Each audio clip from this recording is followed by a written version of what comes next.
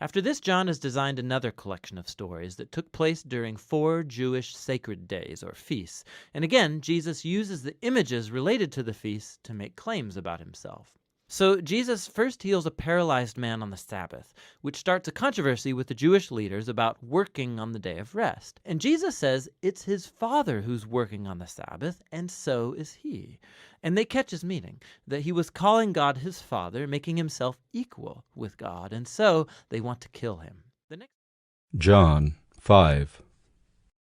After this there was a feast of the Jews, and Jesus went up to Jerusalem.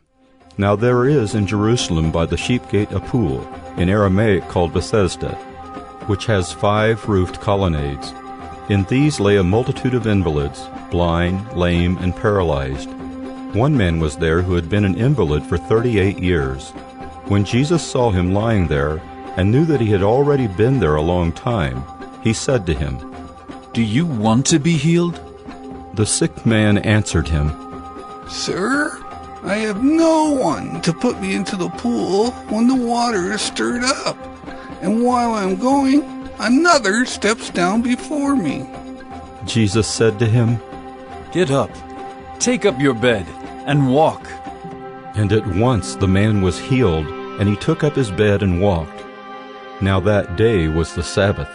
So the Jews said to the man who had been healed, "It is the Sabbath, and it is not lawful for you to take up your bed." But he answered them, "The man who healed me, that man said to me, 'Take up your bed and walk.'" They asked him, "Who is the man who said to you, 'Take up your bed and walk'?"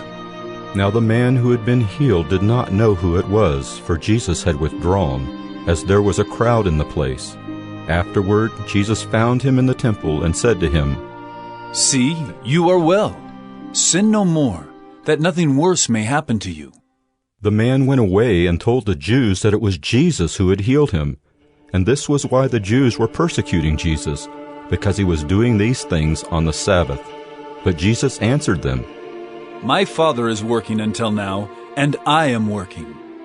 This was why the Jews were seeking all the more to kill him, because not only was he breaking the Sabbath, but he was even calling God his own Father, making himself equal with God. So Jesus said to them, "Truly, truly I say to you, the Son can do nothing of his own accord, but only what he sees the Father doing. For whatever the Father does, that the Son does likewise. For the Father loves the Son, and shows him all that he himself is doing. And greater works than these will he show him, so that you may marvel. For as the Father raises the dead and gives them life, so also the Son gives life to whom he will.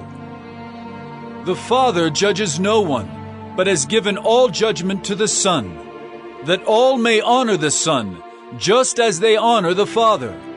Whoever does not honor the Son does not honor the Father who sent him.